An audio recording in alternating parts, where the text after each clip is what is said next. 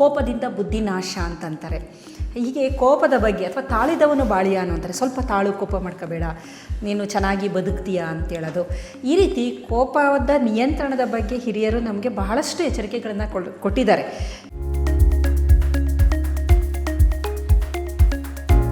ಕೋಪದ ಬಗ್ಗೆ ಬೇಕಾದಷ್ಟು ಈ ಥರದ ತಿಳುವಳಿಕೆ, ಗಾದೆ ಮಾತುಗಳು ಇದನ್ನೆಲ್ಲ ನಾವು ಕೇಳ್ಕೊಂಡೇ ಬಂದಿದ್ದೀವಿ. ಕೋಪನ ನಿಯಂತ್ರಣ ಮಾಡ್ಕೋಬೇಕು ಅಂತೀವಿ, ಆದರೆ ಅದು ಬಹಳ ಕಷ್ಟ. ಏನೇ ಆದರೂ ನಿಮಗೂ ಕೋಪ ಬರುತ್ತೆ, ನನಗೂ ಕೋಪ ಬರುತ್ತೆ ಕೆಲವೊಂದು ವಿಚಾರಗಳಿಗೆ. ಆದರೆ ಯಾರು ನಿಯಂತ್ರಣ ಮಾಡ್ಕೊತಾನೆ ಅವನೇ ಪ್ರಜ್ಞಾವಂತ.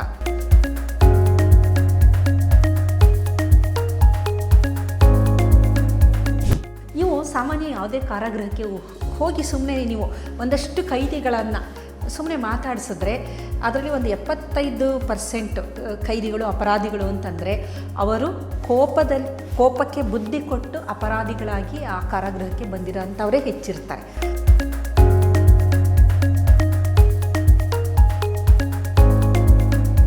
ಹಾಗಾಗಿ ನೋಡಿ, ಕೋಪ ಅನ್ನೋದನ್ನ ಎಲ್ಲಿ ನಾವು ನಿಯಂತ್ರಣ ಮಾಡ್ಕೊಳ್ತೀವಿ ಅಲ್ಲಿ ಯಶಸ್ಸು.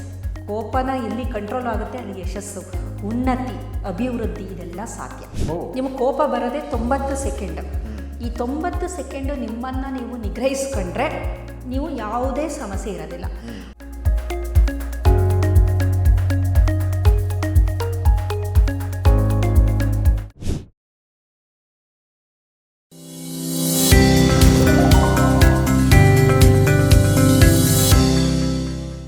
ನಮಸ್ಕಾರ ವೀಕ್ಷಕರೇ, ನೀವು ನೋಡ್ತಾ ಇದ್ದೀರಾ ವಿಶ್ವವಾಣಿ ಹೆಲ್ತ್. ನಾಮ್ ಕೇಶವ್ ಪ್ರಸಾದ್.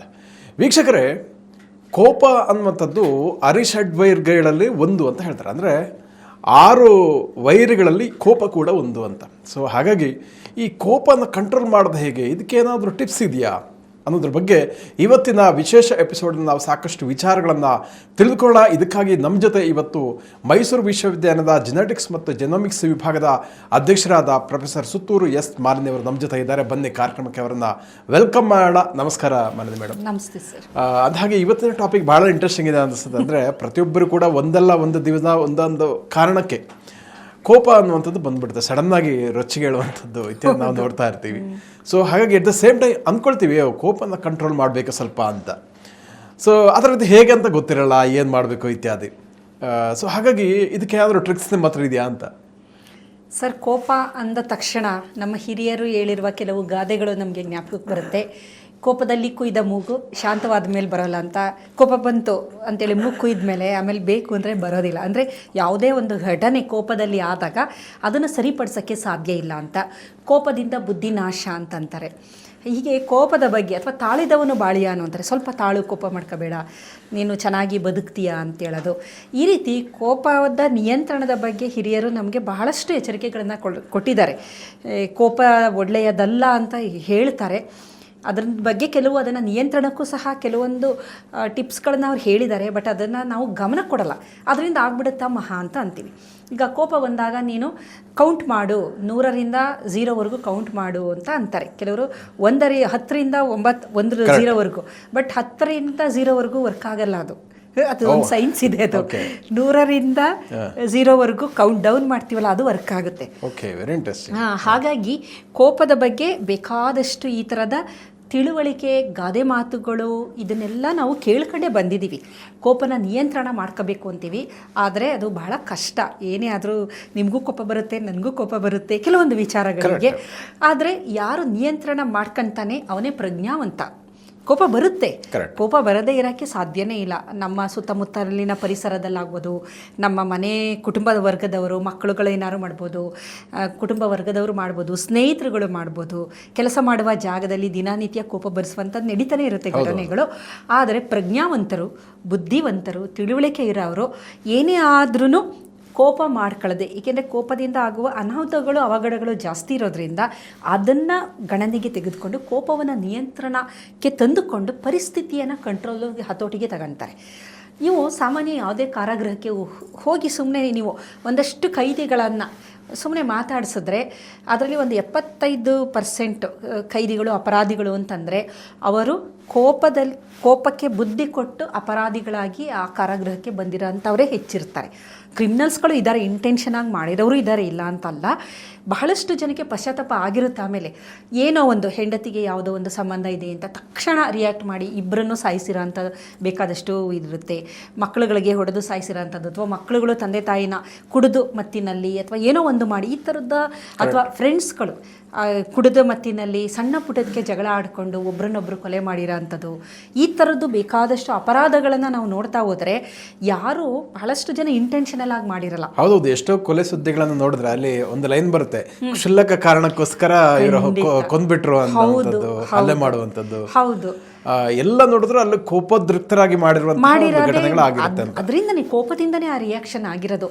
ಅಲ್ಲಿ ಒಂದೇ ಒಂದು ನಿಮಿಷ ಒಂದು ತಾಳ್ಮೆ ಅಂತ ತಗೊಂಡಿದ್ದಿದ್ರೆ ಈ ದಿನ ಅವರು ಕಾರಾಗೃಹದಲ್ಲಿ ಇರೋ ಥರ ಪರಿಸ್ಥಿತಿ ಬರ್ತಾ ಇರಲಿಲ್ಲ. 100%. ಈಗ ನೀವೇ ನೋಡಿ, ನಮ್ಮ ರಾಜ್ಯದಲ್ಲಿ ನಡೆದಂತಹ ಒಬ್ಬ ಫಿಲ್ಮ್ ಆ್ಯಕ್ಟ್ರ್ ಅವ್ರದ್ದು ಪರಿಸ್ಥಿತಿನೇ ನೋಡಿ.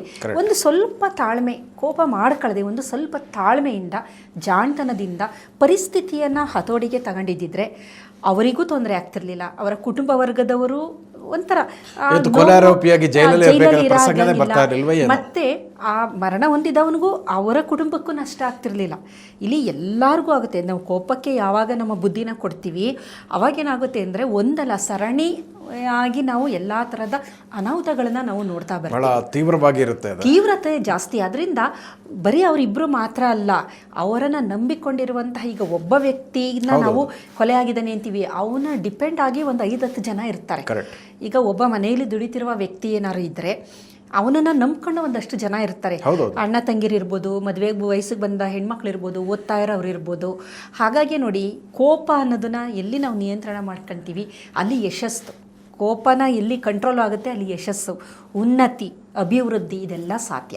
ಹಾಗಾದರೆ ಈ ಪ್ರಾಸೆಸ್ ಕೋಪ ಹೇಗೆ ಬರುತ್ತೆ, ಹೇಗಾಗುತ್ತೆ ಅಂತ ಗೊತ್ತಾಗ್ಬಿಟ್ರೆ ಅದನ್ನು ನಿಯಂತ್ರಣ ಮಾಡಬಹುದು ನಾವು. ಭಾಳ ಚೆನ್ನಾಗಿ, ತುಂಬ ಸುಲಭ ಇದು, ಅದ್ಭುತ ಇದು ನಿಜವಾಗ್ಲೂ. ಬಟ್ ತಿಳ್ಕೋಬೇಕಿದು. ಈಗ ನಾನು ಒಬ್ಬ ಅಡ್ಮಿನಿಸ್ಟ್ರೇಟರ್, ಒಂದು ವಿಭಾಗವನ್ನು ನೋಡ್ಕೋಬೇಕು. ಬೇಕಾದಷ್ಟು ಸಂದರ್ಭ ಬರುತ್ತೆ. ಕೋಪ ಬರೋಕ್ಕೆ ದಿನ ಬೆಳಗಾದರೆ ಬೇಕಾದಷ್ಟು ಸಂದರ್ಭ ಇರುತ್ತೆ. ಆದರೆ ಕೋಪನ ಮಾಡ್ಕೊಳ್ಳದೆ ನಿಗ್ರಹಿಸ್ಕೊಂಡು ಅದನ್ನು ಹತೋಟಿಗೆ ತಗೊಂಡು ಸಮಸ್ಯೆಗೆ ಏನಾದರೂ ಪರಿಹಾರ ಇದೆಯಾ ಅಂತ ನೋಡ್ಕೊಂಡು ಬರೋದ್ರಿಂದ ಎಲ್ಲ ಸುಲಲಿತವಾಗಿ ನಡ್ಕೊಂಡು ಹೋಗುತ್ತೆ. ಕೆಲವರು ಆಶ್ಚರ್ಯ ಪಡ್ತಾರೆ, ಹೇಗೆ ನಿಭಾಯಿಸ್ತೀರಾ ನೀವು ಅಂದರೆ, ಕೋಪದ ಹತೋಟಿ ಅಥವಾ ನಿಯಂತ್ರಣ ಅನ್ನೋದೇ ನನ್ನ ಯಶಸ್ಸಿನ ಸೂತ್ರ ಅಂತ ನಾನು ಹೇಳ್ತೀನಿ. ಹೇಗಾಗುತ್ತೆ ಈ ಪ್ರಾಸೆಸ್ ಅಂತ ನೋಡಿದ್ರೆ, ಕೋಪ ಎಷ್ಟೋ ತನಕ ಇರುತ್ತೆ ಅಂದರೆ ಕೇವಲ 90 ಸೆಕೆಂಡ್. ನಿಮ್ಮ ಕೋಪ ಬರೋದೇ 90 ಸೆಕೆಂಡ್. ಈ 90 ಸೆಕೆಂಡ್ ನಿಮ್ಮನ್ನು ನೀವು ನಿಗ್ರಹಿಸ್ಕೊಂಡ್ರೆ ನೀವು ಯಾವುದೇ ಸಮಸ್ಯೆ ಇರೋದಿಲ್ಲ. ಅಕಸ್ಮಾತ್ ನೀವು ರಿಯಾಕ್ಟ್ ಮಾಡಿದ್ರೆ ವೇವ್ಗಳು, ಅಲೆಗಳಿದು 90 ಸೆಕೆಂಡ್ ಬರುತ್ತೆ. ನಿಗ್ರಹಿಸ್ಕೊಂಡ್ರೆ ಅಲೆಗಳು ಹೊರಟೋಯ್ತು. ನೀವು ನಿಗ್ರಹಿಸದೆ ಅದಕ್ಕೆ ಪ್ರತಿಕ್ರಿಯೆ ಮಾಡಿದ್ರೆ ಇನ್ನೊಂದು ಅಲೆ ಬಂತು, ಜಾಸ್ತಿ ಆಗುತ್ತೆ. ಇನ್ನೊಂದು ಅಲೆ, ಇದು ಅಲೆ ಥರ ಈ ಥರ ಬರ್ತಾ ಇರುತ್ತೆ. 90 90 90 90. ಈ 90 ಸೆಕೆಂಡು 90 ನಿಮಿಷನಾದ್ರೂ ಮಾಡ್ಕೋಬೋದು, 90 ದಿನನಾದರೂ ಮಾಡ್ಕೋಬೋದು, 9 ವರ್ಷನಾದರೂ ಮಾಡ್ಕೋಬೋದು. ನಿಮಗೆ ಬಿಟ್ಟಿದೆ ಅದು. ಅಥವಾ 90 ಸೆಕೆಂಡ್ಗೆ ಆ ಅಲೆಯನ್ನು ನೀವು ಸಂಪೂರ್ಣವಾಗಿ ಶಾಂತ ಮಾಡಿಬಿಡ್ಬೋದು. ಯಾವ ಥರ ನಡೆಯುತ್ತಿದ್ದು ಅಂತಂದರೆ 0 to 5 ಸೆಕೆಂಡ್. ಈಗ 0 ಇಂದ, ಈಗ ಒಂದು ಘಟನೆ ನಡೀತಿದೆ, 0 ಇಂದ 5 ಸೆಕೆಂಡ್ವರೆಗೂ ಪ್ರವೋಕ್ ಆಗ್ತೀವಿ. ಪ್ರವೋಕಿಂಗ್, ಅವನೇನೋ ಮಾಡ್ದ, ನೋಡ್ತಾ ಇದ್ದೀನಿ ನಾನು, ನನಗೆ ಏನಾಯಿತು, ಕೋಪ ಬಂತು. ಅವಾಗೇನಾಗುತ್ತೆ, ನನ್ನಲ್ಲಿ ಕೆಲವೊಂದು ಹಾರ್ಮೋನುಗಳು ಬಿಡುಗಡೆಯಾಗುತ್ತೆ.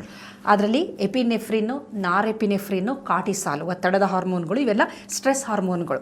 ಅವನು ಏನೋ ತಪ್ಪು ಮಾಡ್ತಾ ಇದ್ದಾನೆ, ನೋಡಿದೆ, ನನಗೆ ಕೋಪ ಬಂತು, ನನಗೆ ಅದು ಸರಿ ಇಲ್ಲ ಅನ್ನಿಸ್ತು. ನನಗೆ ಅವಾಗೇನಾಗುತ್ತೆ, ಕಾರ್ಟಿಸಾಲ್ ಬಿಡುಗಡೆ ಆಯಿತು, ನಾರೆಪಿನೆಫ್ರಿನ್ ಬಿಡುಗಡೆ ಆಯಿತು, ಎಪಿನೆಫ್ರಿನ್ ಬಿಡುಗಡೆ ಆಯಿತು. ಆಯ್ತದು 90 ಸೆಕೆಂಡ್ ನಾನೇನಾದರೂ ಬಿಟ್ಟರೆ ಅದನ್ನು ಹಾಗೆ ಮೆಟಬಲೈಸ್ ಆಗಿಬಿಟ್ಟು ರಕ್ತದಿಂದ ಹೊರಟೋಗುತ್ತದೆ.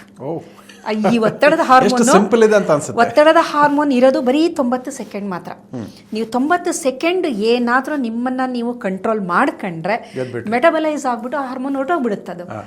ಈ 0 to 5 ಸೆಕೆಂಡಲ್ಲಿ ಏನಾಗುತ್ತೆ ಅಂದರೆ, ಏನು ನಡೆಯುತ್ತೆ ದೇಹದ ಒಳಗಡೆ ಅಂತಂದರೆ, ಅಮೆಗ್ಡೆಲ್ಲಾ ಆಕ್ಟಿವೇಟ್ ಆಗುತ್ತೆ. ಅಮೆಗ್ಡೆಲ್ಲಾ ಅನ್ನೋದು ಫೈಟ್ ಫ್ಲೈಟ್ ಫ್ರೈಟ್, ನಮ್ಮ ಪ್ರಾಣಿ ಮೆದುಳು ಆಕ್ಟಿವೇಟ್ ಆಗುತ್ತೆ.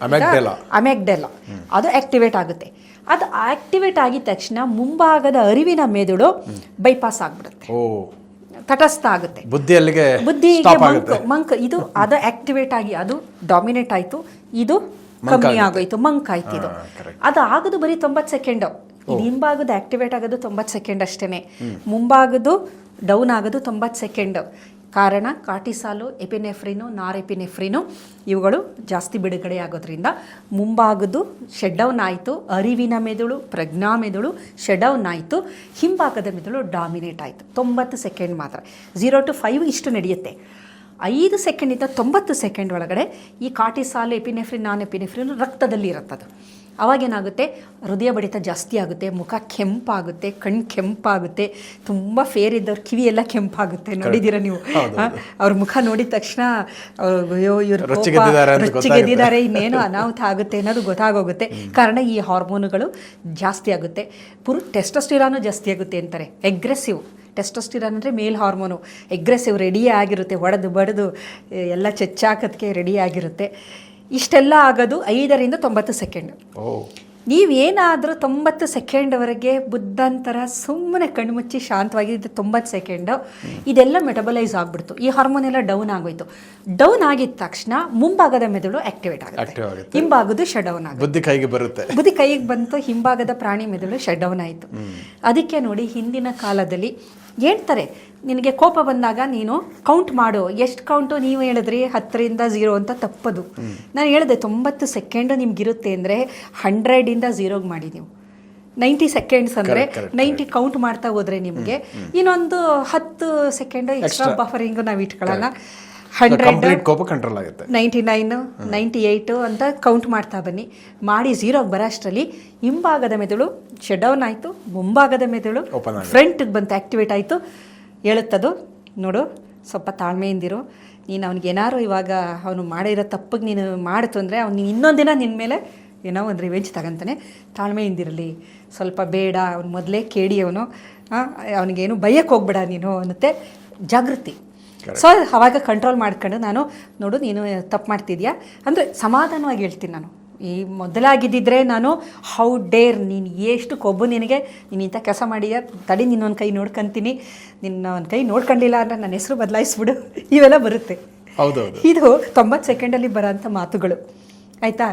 ನೀವು ಅಲ್ಲ ಅದಾದಮೇಲೆ 90 ಸೆಕೆಂಡ್ ಆದಮೇಲೆ ನೋಡಪ್ಪ ನೀನು ಮಾಡಿದ್ದು ಸರಿನಾ, ಈ ಥರ ಮಾಡಿದ್ಯಲ್ಲ, ಎಷ್ಟು ಲಾಸ್ ಆಯ್ತಲ್ವ, ನೋಡು ಇನ್ನೊಂದು ಸಲ ಈ ಥರ ಮಾಡಬೇಡ, ಈ ಥರದ ಮಾತುಗಳು ಬರುತ್ತೆ. ಅದೇನು ಅಂದರೆ ಮುಂಭಾಗದ ಆ್ಯಕ್ಟಿವೇಟ್ ಆಗಿಬಿಟ್ಟು ಹೇಳ್ತಿದ್ದು, ಸ್ವಲ್ಪ ಬೇಡ, ತಾಳ್ಮೆಯಿಂದ ಇರು. ಆಯಿತು. ಈಗ ಬೇಕಾದಷ್ಟು ಸಂಸಾರಗಳಲ್ಲಿ ಗಂಡ ಹೆಂಡತಿ ಮಧ್ಯೆ ಜಗಳ ಆಗೋದು, ಬ್ರೇಕ್ ಆಗೋದು. ಈಗ ನೋಡಿ ತಲಾಕ್, ಟ್ರಿಪಲ್ ತಲಾಕ್ ಅಂತ ಇತ್ತಲ್ಲ, ಕೋಪದಲ್ಲಿ 3 ಸಲ ತಲಾಕ್ ಅಂದ್ಬಿಟ್ರೆ ಮುಗ್ದೆ ಹೋಯ್ತು ಅಲ್ಲ. ಹೇಳೋದು ಕೋಪ 90 ಸೆಕೆಂಡಲ್ಲಿ ಆಗಂತ ಕ್ರಿಯೆ. ಈಗ ಪಾಪ ಅದಕ್ಕೊಂದು ಕಡಿಮೆ ಇಲ್ಲ ಅಂದಿದ್ರೆ ಕೋಪ ಬರ್ತಾನೆ ಇರುತ್ತೆ. ಸಾರ್ ಸರಿಯಾಗಿ ಬಡಿಸ್ಲಿಲ್ಲ, ಅನ್ನ ತಂದು ಕೊಡ್ಲಿಲ್ಲ, ತಲಾಕ್ ಸಂಸಾರಗಳು ಬೀದಿಗೆ ಬಂದಿದ್ದಾವೆ. ಬೇಕಾದಷ್ಟು ಆಯ್ತಲ್ವಾ. ಅಂದರೆ ಆ 90 ಸೆಕೆಂಡಲ್ಲಿ ನಮ್ಮನ್ನು ನಾವು ಕಂಟ್ರೋಲ್ ಮಾಡ್ಕೊಳ್ಳೋಂಥದ್ದಿದೆಯಲ್ಲ, ಅದು ಬಹಳ ಮುಖ್ಯ ಅಂತ ಹೇಳ್ತಾರೆ. ಹಾಗಾಗಿ ಏನೇ ಆದರೂ ಇದನ್ನು ನೀವೇನಾದ್ರು 90 ಸೆಕೆಂಡಲ್ಲಿ ಮಾಡ್ಕೊಳ್ಳೋದಿದ್ದ ಪಕ್ಷದಲ್ಲಿ ನೆಕ್ಸ್ಟ್ ವೇವ್ ಬರುತ್ತೆ, ಇನ್ನೊಂದು ವೇವ್ ಶುರು ಆಗುತ್ತೆ. ಪುನಃ ಕಾರ್ಟಿಸಾಲ್ ಜಾಸ್ತಿ ಆಯಿತು, ಪುನಃ ಎಪಿನೆಫ್ರಿನು ಇದು ರಿಲೀಸ್ ಆಯಿತು, ಪುನಃ ಹಿಂಭಾಗದು ಕಂಟಿನ್ಯೂಸ್ ಆ್ಯಕ್ಟಿವೇಟ್ ಡಾಮಿನೇಟ್ ಆಗೇ ಹೋಯ್ತು, ಮುಂಭಾಗ ಕಂಪ್ಲೀಟ್ ಶಟ್ ಡೌನು. 90 ಸೆಕೆಂಡ್ ಪುನಃ ಇನ್ನೊಂದು ವೇವ್, 90 ಸೆಕೆಂಡ್ ಇನ್ನೊಂದು ವೇವ್, 90 ಸೆಕೆಂಡ್ ಇನ್ನೊಂದು ವೇವ್, ಈ ಥರ ಬಂದು ಇದು ಅದಕ್ಕೆ ಜಾಯಿನ್ ಆಗ್ತಾ ಬರುತ್ತೆ. ಸೊ ಏನಾಗುತ್ತೆ, ನಿಮ್ಮ ಕೋಪ ಇರುತ್ತಲ್ಲ ಅದು ಸದಾಕಾಲ ನೋಡಿದ ತಕ್ಷಣ ಕೋಪ ಬರ್ತಿರುತ್ತೆ. ಇದು ನೀವು ಸಪ್ರೆಸ್ ಮಾಡಿದ್ರೆ ಒಂದು ಸಲ ಅದನ್ನು ನೀವು ತಟಸ್ಥ ಮಾಡ್ತಂದ್ರೆ ಅಲ್ಲಿಗೆ ಅದು ವ್ಯಾನಿಷ್ ಆತ. ಹಾಗಾಗಿ ಇದನ್ನು ಯಾವ ರೀತಿ ಮಾಡಬೇಕು ಅಂತ ಹಿರಿಯರು ಏನಕ್ಕೆ ಹೇಳ್ತಾ ಇದ್ದಾರೆ ಅಂದರೆ, ನಮ್ಮ ಮುಂಭಾಗದ ಮೆದುಳು ಆ್ಯಕ್ಟಿವೇಟ್ ಆಗಬೇಕು ಅಂದರೆ ನೀವು ಒಂದು ನಂಬರ್ನ ಕೌಂಟ್ ಡೌನ್ ಮಾಡಿ, 100ರಿಂದ 0ವರೆಗೂ ಕೌಂಟ್ ಡೌನ್ ಮಾಡಿ. ಇನ್ನೊಂದು ಸೈಲೆನ್ಸ್, ಮೌನವಾಗಿದ್ದು ಬಿಡಿ. ಬೆಸ್ಟ್ ಅದರ ಒಳಗಡೆ ಕೌಂಟ್ ಮಾಡ್ಕೊಳ್ಳಿ, ಅದಾರು ಮಾಡ್ಕೋಬೋದು. ಅಥವಾ ಸುಮ್ಮನೆ ಸೈಲೆನ್ಸ್, ಆಯಿತು ಒಂದು ಸ್ವಲ್ಪ ಹೊತ್ತು ನಾನು ಸುಮ್ಮನಿರೋಣ, ಅದೇನು ಮಾಡಲಿ ಅನ್ನೋದು ಒಂದು ಸೈಲೆನ್ಸ್ ಆಗಿರಬೇಕು. ಏನು ಯಾವುದೇ ರೀತಿ ಆರ್ಗ್ಯುಮೆಂಟ್ಗೆ ಹೋಗಬೇಡಿ ಅಂತ ಹೇಳ್ತಾರೆ. ಯಾವುದೇ ರೀತಿ ಆರ್ಗ್ಯುಮೆಂಟ್, ಏನೋ ಆಯಿತು ಕೋಪ ಬಂತು, ಆರ್ಗ್ಯುಮೆಂಟ್, ಆ ಕ್ಷಣಕ್ಕೆ ಆರ್ಗ್ಯುಮೆಂಟ್ ಬೇಡ. ಇನ್ನೊಂದು ಅದನ್ನು ರಿಯಾಕ್ಟ್ ಮಾಡಬಾರ್ದು ಅಂತ, ನೋ ರಿಯಾಕ್ಷನ್, ಒಂದು ಸೈಲೆಂಟ್ ಆಗಿರೋದು, ಇನ್ನೊಂದು ಬೇರೆ ಏನೂ ರಿಯಾಕ್ಷನ್ ಮಾಡದೇ ಇರೋಂಥದ್ದು, ಇನ್ನೊಂದು ಆ ಜಾಗದಿಂದ ಎದ್ದು ಹೋಗೋಂಥದ್ದು. ಏಕೆಂದರೆ ಗಂಡ ಹೆಂಡತಿ ಮಧ್ಯೆ ಜಗಳ ನಡೀತು, ಕೋಪ ಬಂತು, ಒಂದು ಒಳಗಡೆನೇ ನಂಬರ್ನ ಕೌಂಟ್ ಮಾಡ್ಕೊಳ್ಳಿ, ಇಲ್ಲ ಸೈಲೆಂಟಾಗಿ ಇರಿ, ಸುಮ್ಮನೆ ಇರಿ. ಕಿವಿ ಮೇಲೆ ಕೇಳಿಸ್ದಾಗ ಅದನ್ನು ಕಿವಿ ಮೇಲೆ ಹಾಕೊಳ್ಳೋದು ಇರೋದು ಇನ್ನೊಂದು ಇದೆ ಮೆಥಡ್. ಕಿವಿ ಮೇಲೆ ಹಾಕಬೇಡಿ ಅಂತಲೂ ಹೇಳ್ತಾರೆ, ಅದನ್ನು ಕಿವಿ ಮೇಲೆ ಹಾಕಬೇಡಿ, ಇಲ್ಲ ನೀವು ಆ ಜಾಗದಿಂದನೇ ಹೊರಟೋಗಿ ಅಂತ ಹೇಳ್ತಾರೆ. ಅಂದರೆ ಇದೆಲ್ಲ ಏನಕ್ಕೆ ಅಂತಂದರೆ ನಿಮ್ಮ ಹಿಂಭಾಗದ ಮೆದುಳು ಆ ಒಂದು ಸಮಯದಲ್ಲಿ ಶಟ್ ಡೌನ್ ಆಗುತ್ತೆ, ಮುಂಭಾಗದು ಆ್ಯಕ್ಟಿವೇಟ್ ಆಗುತ್ತೆ. ಬೇಕಾದಷ್ಟು ಈ ಕೊಲೆ ಅಪರಾಧಗಳು ಅಂತಂದಾಗ, ಈಗ ಹೆಂಡತಿ ಏನೋ ತಪ್ಪು ಮಾಡಿದ್ದಾಳೆ, ಒಂದು ಉದಾಹರಣೆಗೆ ತಗೋಬೇಕು ಅಂತಂದರೆ, ಅವನು ನೋಡ್ದ, ಅವನಿಗೆ ಕೋಪ ಬಂತು, ನಾನು ಇಷ್ಟು ಇದಾಗಿದ್ದರೂ ನನ್ನ ಹೆಂಡತಿ ಈ ಥರ ಬೇರೆಯವರ ಒಂದು ಸಹವಾಸ ಮಾಡಿದ್ದಾಳೆ ಅಂತ. ಅವನು ಆ ಒಂದು ಕ್ಷಣಕ್ಕೆ ಮೌನ ವಹಿಸಿ ಒಂದು ಏನೋ ಒಂದು ತಾಳ್ಮೆ ತಗೊಂಡ್ರೆ ಅನ್ನಂತರ ಅವನ ತಪ್ಪಿನ ಅರಿವು, ಅವನ ತಪ್ಪೋ ಅವಳ ತಪ್ಪೋ ಆಯಿತು, ಈಗ ಆಗೋಗಿದೆ, ಇದಕ್ಕೆ ಏನು ಸೊಲ್ಯೂಷನ್ನು, ಏನು ಮಾಡಬಹುದು, ಇವಳನ್ನ ಕ್ಷಮಿಸ್ಬೇಕಾ, ಇಲ್ಲ ಅವಳನ್ನು ಕಳಿಸ್ಬೇಕಾ, ಇಲ್ಲ ಡೈವರ್ಸ್ ಕೊಡಬೇಕಾ, ಹಾಗಾದರೆ ಮಕ್ಕಳ ಕಥೆ ಏನು, ಈ ಸಂಸಾರ ಇದು ಆಯಿತು, ಆ ತಪ್ಪನ್ನು ಕ್ಷಮಿಸಿ ನಾನು ಇದು ಮಾಡಿದ್ರೆ ನನ್ನ ಮಕ್ಕಳನ್ನಾದ್ರೂ ನಾನು ಕಾಪಾಡ್ಕೋಬೋದು. ಈ ಥರದ ಬೇರೆ ಬೇರೆ ತರ್ಕಗಳು, ಅನಾಲಿಸಿಸ್ಗಳು, ಮುಂದೆ ಏನಾಗಬಹುದು, ಅದರ ರಿಪರ್ಕೇಷನ್ ಏನಿರುತ್ತೆ ಅನ್ನೋದ್ರದ್ದು ನಮಗೆ ಒಂದು ಐಡಿಯಾ ಬರುತ್ತೆ. ಮುಂದಾಗಬಹುದಾದ ಘಟನಾವಳಿಗಳು ನಮ್ಮ ಮುಂಭಾಗದ ಮೆದುಳು ತಿಳಿಸೋದ್ರಿಂದ ಖಂಡಿತವಾಗಿ ನಮಗೆ ಒಂದು ಸೊಲ್ಯೂಷನ್ ಸಿಗುತ್ತೆ, ಸರಿಯಾದ ನಿರ್ಧಾರ. ಮತ್ತು ಡೋಂಟ್ ರಿಯಾಕ್ಟ್ ಅಂತಾರೆ, ಏನು ಆ ಕ್ಷಣಕ್ಕೆ ಏನು ರಿಯಾಕ್ಟ್ ಮಾಡಬೇಡಿ ಅಂತ ಬಹಳಷ್ಟು ಜನ ಹೇಳ್ತಾರೆ. ಯಾವುದೇ ಒಂದು ಸಂದರ್ಭದಲ್ಲಿ ಡೋಂಟ್ ರಿಯಾಕ್ಟ್, ಸುಮ್ಮನೆ ಇದ್ಬಿಡಿ. ಆಮೇಲೆ ಆ ನಿಮ್ಮ 90 ಸೆಕೆಂಡಿನ ಇದರಲ್ಲಿ ಯಾವುದೇ ಒಂದು ನಿರ್ಧಾರ ತಗೋಬೇಡಿ, ಅದು ಬಹಳ ಮುಖ್ಯ.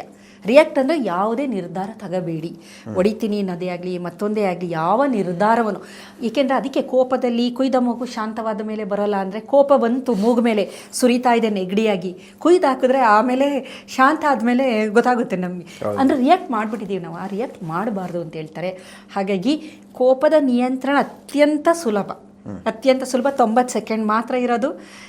90 ಸೆಕೆಂಡು ನೀವು ನಿಮ್ಮನ್ನು ಕಂಟ್ರೋಲ್ ಮಾಡಿ, ಇಲ್ಲ ಕಿವಿ ಮೇಲೆ ಹಾಕಬೇಡಿ. ಹೆಂಡತಿ ಏನೋ ಮಾಡಿ ಬೈತಾ ಇದ್ದಾಳೆ, ಕೋಪ ಬರ್ತಾ ಇದೆ, ಕಿವಿ ಮೇಲೆ ಕೇಳ್ದಂಗೆ ಎಷ್ಟೋ ಜನ ಗಂಡಸರು ಇರೋದ್ರಿಂದನೇ ನಮ್ಮ ದೇಶದಲ್ಲಿ ಡೈವರ್ಸ್ಗಳು ಇನ್ನೂ ಅಷ್ಟೊಂದು ಆಗಿಲ್ಲ.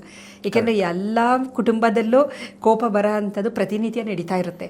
ಬಹಳಷ್ಟು ಗಂಡಸರು ನಾವು ನೋಡ್ತೀವಿ, ಏನೋ ಜಗಳ ಶುರು ಆಯಿತು ಅಂದರೆ ಮೆತ್ತಿಗೆ ಮನೆಯಿಂದ ಹೊರಗಡೆ ಹೊರಟೋಗ್ತಾರೆ. ಹೊರಗಡೆ ಹೋಗಿ ಒಂದು ರೌಂಡ್ ಹಾಕೊಂಬರೋಷ್ಟರಲ್ಲಿ ಎಲ್ಲ ತಣ್ಣಗಾಗಿರುತ್ತೆ, ಭಾಳ ಬೆಸ್ಟ್ ಅನಿಸುತ್ತೆ ಅದು.